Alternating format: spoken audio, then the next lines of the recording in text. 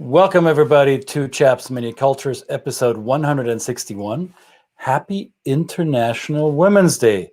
There, I said it. I didn't mean to say it because is that necessary to say that? Do we have to have an International Women's Day? And why are there two middle-aged guys talking about Women's Day? You'll find out. Stay tuned.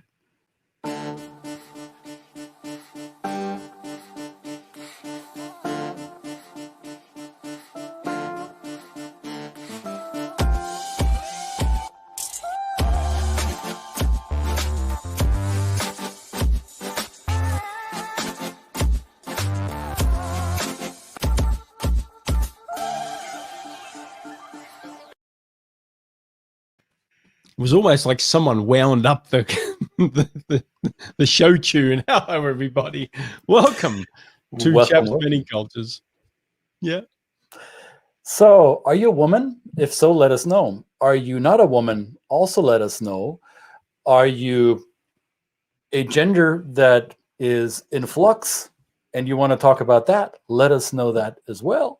And let us know specifically where in the world you're watching this right now, whether you're watching it live or the recording. We're recording this on March 8th, which is the International Women's Day, I believe, Women''S Day. And what I said in the intro is, why do we need that day? I wonder why we need that day. I also wonder why we need African American History Month, and I wonder why we need any day to actually focus our attention on something that isn't right or hasn't been completely dealt with. In this case, meaning equal rights, equity, justice, opportunity, pay for women in the world. So why do we need that day still, Brett? Oh, absolutely. It's also Women's History Month. Women's History Month this month, by the way. So that's another thing layered on the top. And Right. Dare we take away the privilege of people that look like us, you know, that don't get our own special day, because, you know, every day is special for us. and I think that's the point, is that we are not taking it. None of this takes away from anything that we have, the privilege that we have had. But it is worth, of course, everybody, at least even at the start of their life, comes across a woman that it means the world to them. And of course, as we go through life, we navigate the world with women around us, including us two guys who are raising women, also married to women.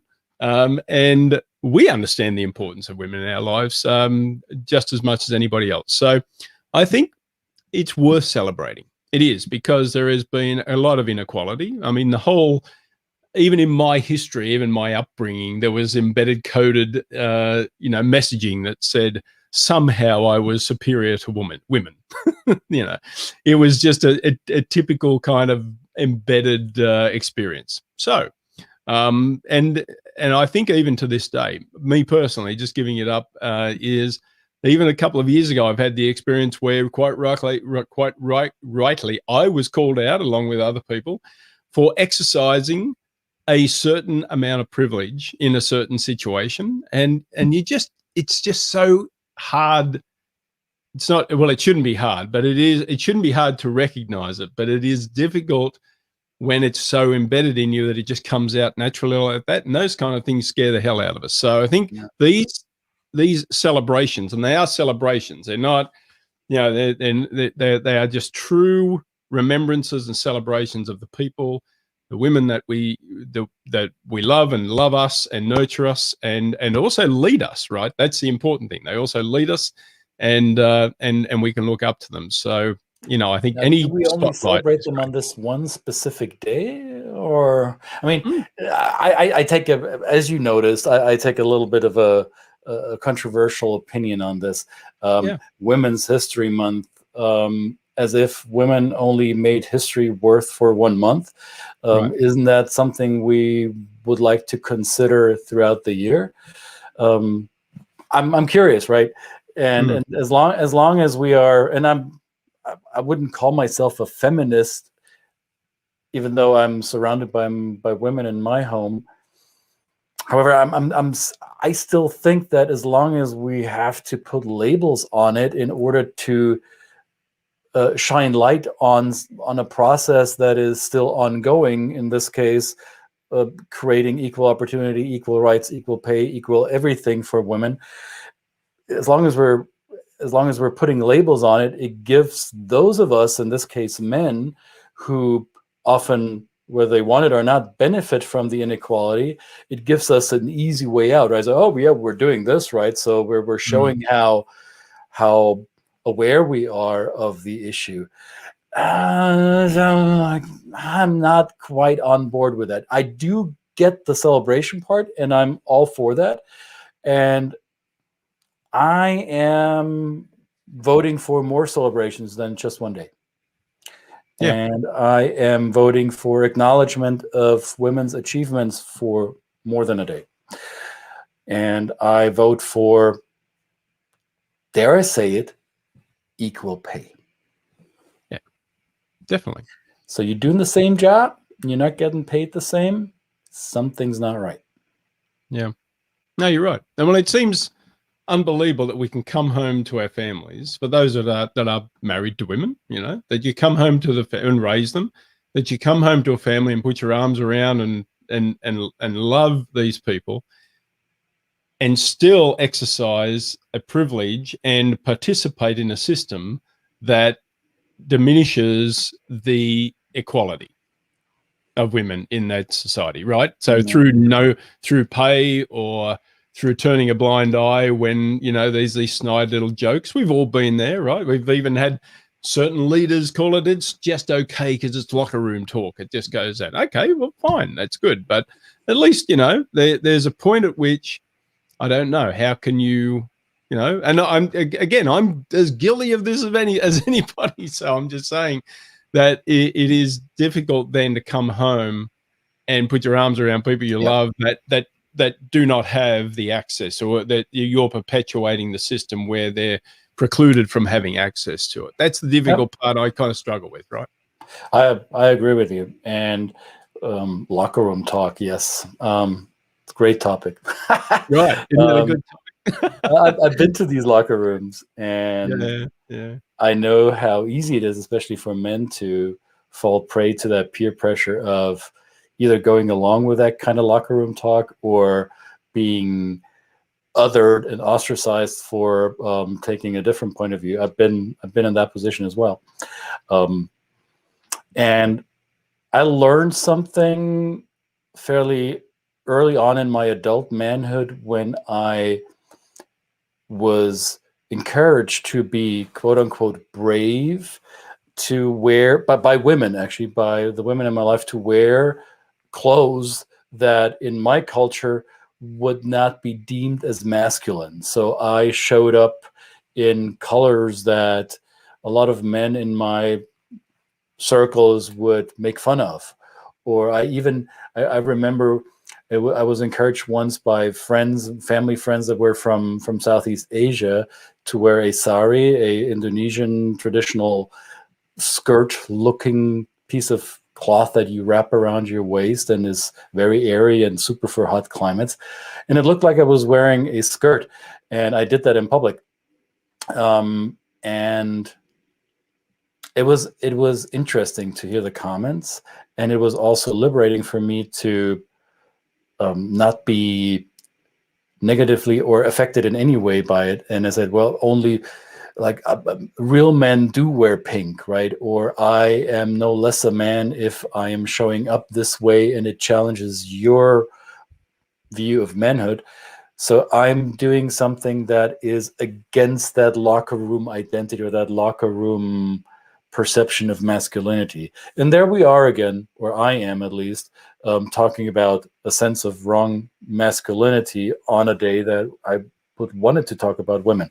So, but one begets the other, right? So this women are at a disadvantage wherever men create systems that perpetuate their ideas of manhood. And I think one piece for us, for men like us, men of a certain age, or fathers of daughters, fathers in general, husbands of women, one way to break down these systems of inequality is to not participate in it. And that's a choice you can make as an individual. There's nobody telling you to do this, right? There's nobody making you do that. Yep.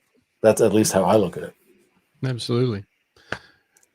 So let's agree that there is still a very deep societal system that does not allow access to certain places, rights, equality, and they're different for different countries. I guess we've got some images that we might want to bring up here. We prepare these. I'm a huge fan. Actually, I would invite you, if data and statistics is something that you're interested in, there is a service called, and let me remove that banner here on the bottom here. There's a service called Statista. Let's name them. Statista.com, I believe. And they make lots of infographics, and you can get on their newsletter. It's for free. And if you want to show their stuff in public, like we're doing, we want to name the source. And they published this, not today, they published this about, I don't know, a couple of days ago. Only 10 countries have full equal rights for women. And in the article that goes along with this infographic, it explains what it means by equal rights. So there's 10 countries. My home country is not among the top 10. My host country that I'm currently residing in is not among the top 10. I believe your home country is not among the top 10 either, or is it? It's not even on the list, but I don't know. Well, I'm sure it is on the list. It didn't make it on this image. Yeah, so this is a range of, yeah. So here you see many of the Nordic countries are part of those who have equal rights. I think Iceland, being among them, was one of the, if not the first country that passed a law that made it illegal to pay women less than men for the same job. So we have Iceland, Sweden, Latvia, Denmark. So these are the Nordic countries, and I want to say Nordic cultures to a certain degree as well, because these are cultures that are often fairly egalitarian and with a moderate degree of collectivism. So those cultural values may play into that. We also see countries like Belgium and France, Luxembourg, and even what some would call Mediterranean cultures, even though Portugal is not in the Mediterranean but on the Atlantic. But Portugal being a Latinx culture, so to say, among those countries that provide equal rights. A country that, if I had guessed and polled the audience here, probably none of us would have guessed that Portugal would have made it among those top 10, right? So it's a wide variety, and it's not simply culture that leads certain countries to create frameworks that eliminate the inequality between the genders.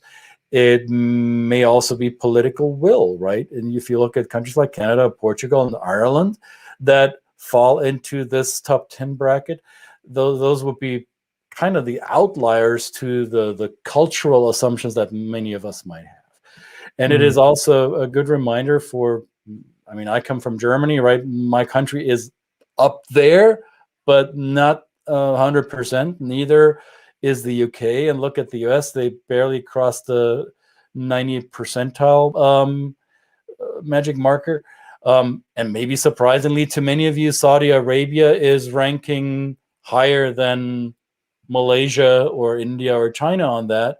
I'm sure there are some stereotypes or some assumptions that would have believed otherwise. I think it's important. For me, the message is only 10 out of 190 something countries around the world grant full equal rights for women. And that might be one of the explanations why we still need an International Women's Day or a Women's History Month, right? Yeah, absolutely. Yeah, it's an indictment, really, that it's 2021, right? I don't know. That is surprising. Those statistics, just 10 countries out of what we call a civilized world, right? I find it also interesting that among those top 10 are no cultures, at least not to my knowledge, that could easily be described as matriarchal. There are Right. only a few matriarchal societies that I could think of right now. But I'm not sure if any of these here are matriarchal in a classical sense. Maybe Latvia is a little bit more. I don't know. I know that Jewish culture is very much matriarchal in the sense that your Jewishness is passed on through the maternal lineage, right? If you have a Jewish father and a non-Jewish mother, that doesn't automatically make you Jewish. However, if you have a Jewish mom, then it does. Some South American indigenous societies are still matriarchal to this day. Some sub-Saharan African cultures still are. I don't see them here in that list, which obviously doesn't only include the cultural behavioral parts of it, but also the legal frameworks of the countries to which these cultures belong, right?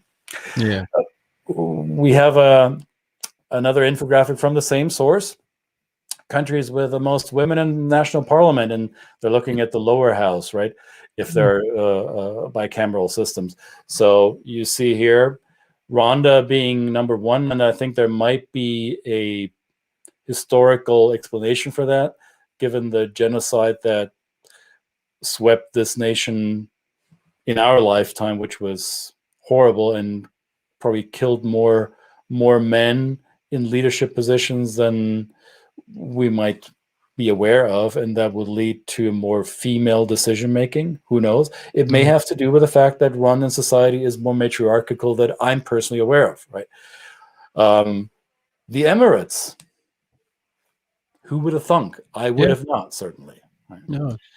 Look at where we are here in the US. Barely a quarter, a little bit more than a quarter of members of parliament, and this is as of January this year, right? So when the new House and the new Senate was sworn in, less than a third of the parliamentarians in the House in the US are women. So there's still a lot to do. Yeah, representation. That's surprise. That continues in this country. In this country, the US. We are in the US. Christina and I. That is the country that has that kind of low participation rate or access. Let's call it access. I think it is a restrictive system here. For many, there's cultural reasons, there's also social reasons and economic reasons and things like that, and historical, but it is surprising. And I think if you look at the rest of the world in terms of those, some of those countries that are really surprising, like the Arab Emirates. But I think if you do a little bit of, if you know anybody in these cultures, if you actually engage with these cultures, I think the women are an integral part of the decision making. But on the outside, the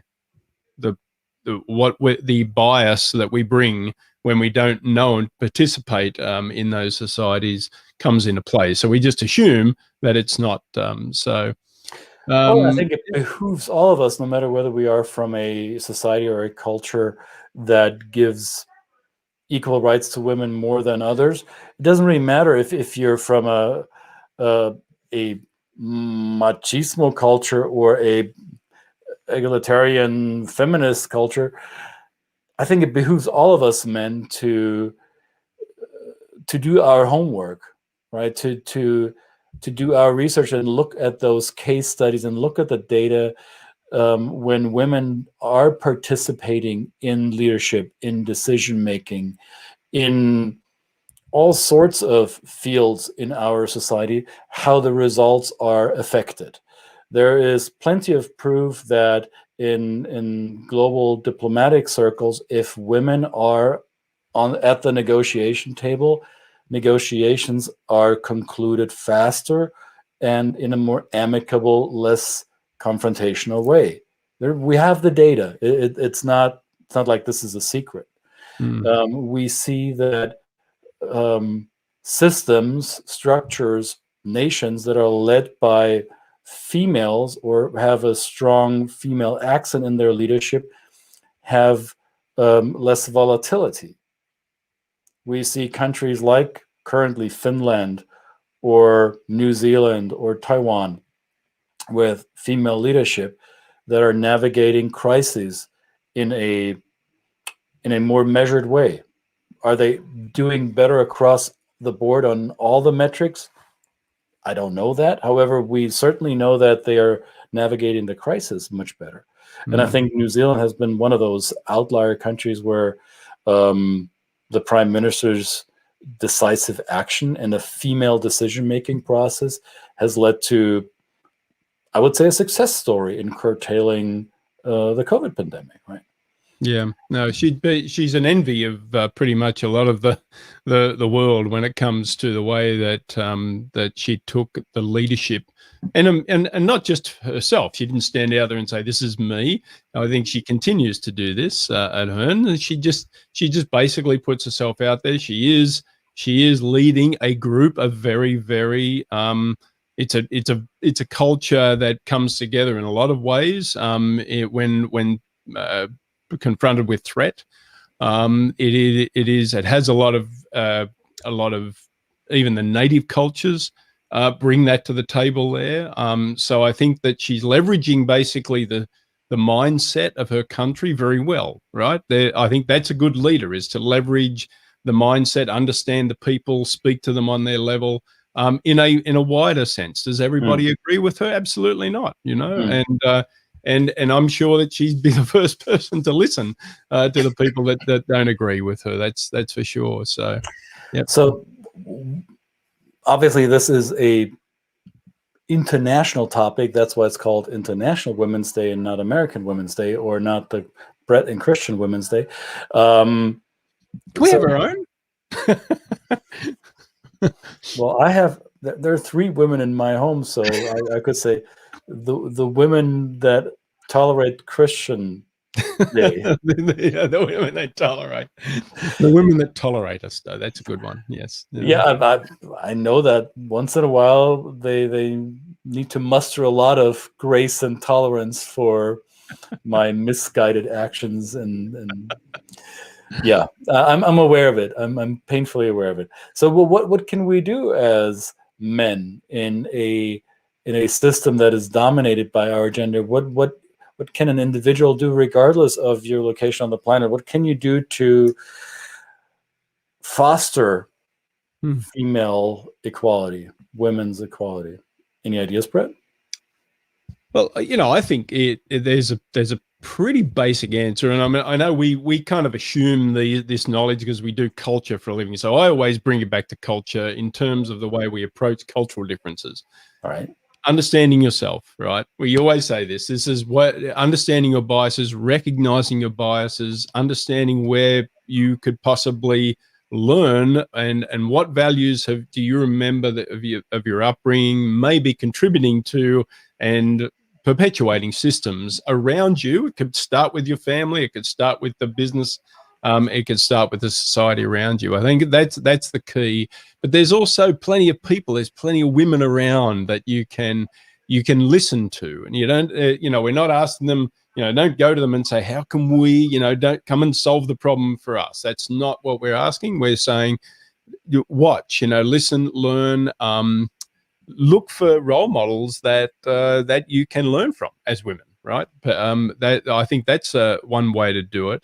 Because I remember even back in my early career working for a woman who was really, I mean, it was such a shock that she got this role, and yet she was hugely successful. And I always remember looking back at that and thinking, I probably didn't learn enough from her, right? There was probably a lot of more I could have learned, right? But there's even people, even if they're working, say, for you, right? If they're subordinates of you, what can you learn from them? Be humble, right? Humility. What do we say about culture? Come to it with humility. Come to it really with curiosity and wanting to learn. And then exercise and try different things. You're going to make mistakes. if you're willing to own it and understand that this is part of the learning process. So there's a couple of things I've thrown in there. They're just my personal opinions. It's what I try and do every day. Do I always get it right? No, I don't. I've got women who have to put up with me too, and so that's just part of the deal. But we're anyway. The slogan this year for International Women's Day is "Choose to Challenge." Yeah. So, and that's also the hashtag. I'm not sure if we used it properly. However, choosing to challenge, what does that mean for me? Or what does it mean for you? I'm going to ask you first. What does that mean if you choose to challenge? What are we challenging? I think the structure, the structural inequities. Right? You're challenging the structural inequities. You're asking why. Why is it that we don't pay women the same amount of money? Why is it we don't give them unfettered access to any opportunities that they are willing and want to put their mind to? Mm-hmm. That's a start. And to challenge yourself, right? Look at yourself in the mirror. Choose to challenge yourself and ask what you can do better. That's maybe another thing. I think it's a good hashtag. There's a lot of meat on that bone, right? You can really, yeah. And I would invite you to go here, internationalwomensday.com. That's a start. Super generic, you might think, and yet a website chock full of resources and idea sparkers. So what could you do? How could you go about this? Not just today. How can you challenge the status quo on your team? How can you challenge the way you interact with each other in your organization?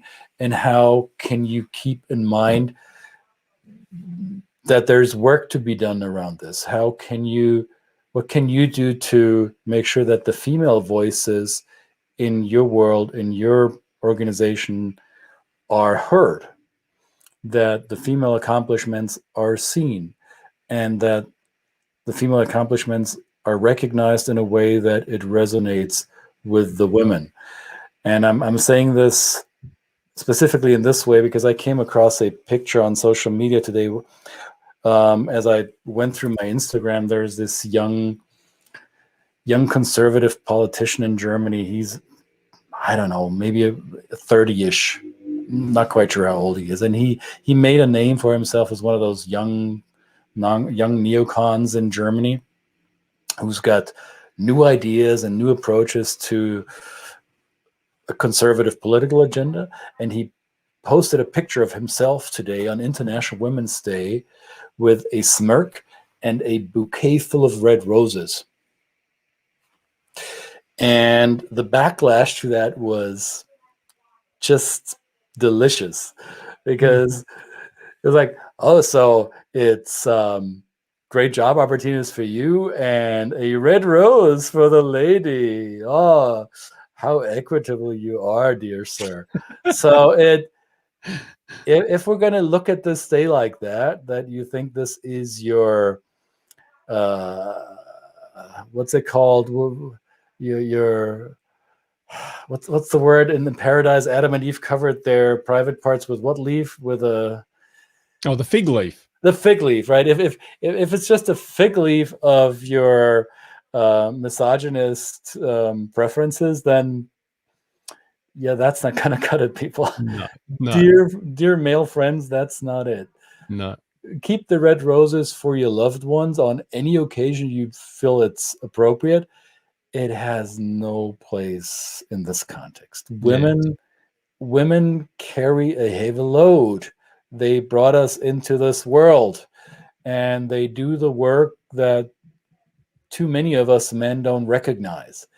They do the stuff that you might feel you're too good for. I know this because I catch myself once in a while being guilty of that as well. So let's be better than that. Absolutely. Be better, do better. And what is that saying? I never remember it. Is it great women, may we raise them? May we, I don't know, what is that? May we, and I think, well, the women say, may we be them, and that kind of thing. And may we be graced with their presence. I know there's plenty of things that we could put that to. but we are certainly surrounded by many people that are women or identify as women, and the world is full of these wonderful souls. And you know, Jay, you had a resource you wanted to share with our audience as well, right? We do have a link. In this work, of course, we have partners, and we've got a worksheet was put together by Parry Global, who you know, you asked before, what do we do? This is basically a kind of nice short fact sheet in a graphic type of term. Feel free to download that if that's something that you might be able to learn from. We can put the link in the comments here. I will in a second. I just put it up there. So okay, great, thank you. Great. So yeah, just go ahead. You can download that. It's free. It was given. It just came up today on my on our the interwebs.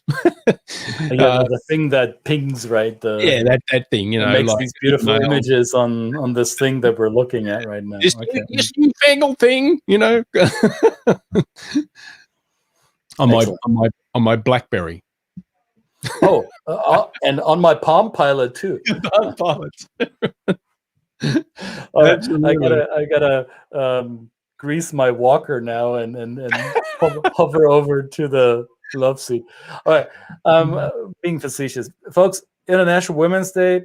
Respect to all the women out there who are cranking it, who are making sure the trains are on time and people are fed and inventions are made. And I want to be super topical and timely with this.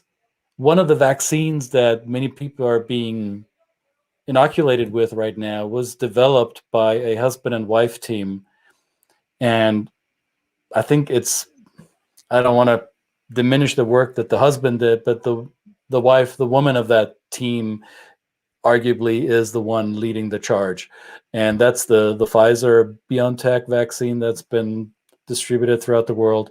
A husband and wife team, immigrants to Germany from Turkey.